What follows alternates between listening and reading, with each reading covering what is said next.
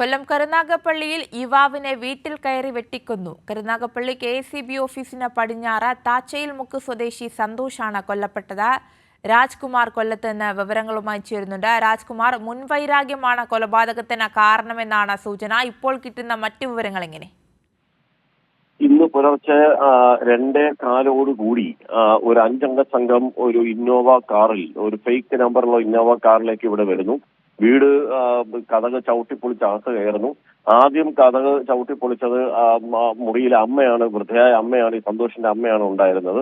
പിന്നീട് അടുത്ത മുറി കതക് ചവിട്ടിപ്പൊളിക്കുകയും അവിടെ പടക്കം എറിഞ്ഞതായി പറയുന്നെങ്കിലും സ്ഥിരീകരണമില്ല. ആ മുറി ചവിട്ടി തുറന്നതും ഇയാളെ തലങ്ങും വിലങ്ങും കമ്പിവെടി കൊണ്ട് വെട്ടുകയും വാളുകൊണ്ടും വെട്ടുകയൊക്കെയായിരുന്നു. തുടർന്ന് ആ ഭീകരാന്തരീക്ഷം സൃഷ്ടിച്ച് സന്തോഷിനെ കൊലപ്പെടുത്തിയ ശേഷം ഈ സംഘം നേരെ പോയത് ഇസ്രായേൽ വവാക്കാവിലേക്ക്. ആ വവാക്കാവിലേക്ക് ബസ്സിറങ്ങി അവിടെ വീട്ടിലേക്ക് പോകാനായി നിന്ന മറ്റൊരു യുവാവ്, അനീർ എന്ന യുവാവിനെയും ഈ സംഘം വടിവാൾ കൊണ്ട് വെട്ടിക്കൊന്നതായിട്ടാണ് ഇപ്പോൾ ലഭിക്കുന്ന വിവരം. ഇതിൽ ഈ രണ്ട് സംഭവങ്ങൾക്ക് പിന്നിൽ ഒരേ ടീം തന്നെയാണെന്നാണ് ഒരു പോലീസിന്റെ ഒരു സംശയം ഉയർന്നിട്ടുള്ളത്. അതും ഇപ്പോൾ പോലീസ് പരിശോധിക്കുകയാണ്.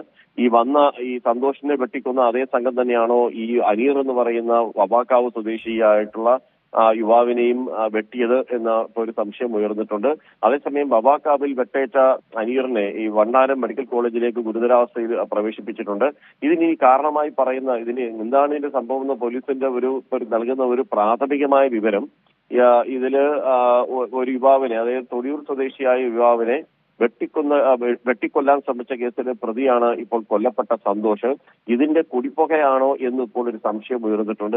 ഇവരെല്ലാം ഈ പലതരത്തിലുള്ള ക്രിമിനൽ കേസുകളിൽ പ്രതികളാണെന്നും പോലീസ് പറയുന്നുണ്ട്. ഇവർ തമ്മിലുള്ള ക്രിമിനൽ സംഘങ്ങൾ തമ്മിലുള്ള കുടിപ്പകയാണ് ഇങ്ങനെ ഒരു ഇതിലേക്ക് കലാശിച്ചതായിട്ടാണ് ലഭിക്കുന്ന സൂചനകൾ. ശരി, രാജ്കുമാറാണ് വിവരങ്ങൾ നൽകിയത്.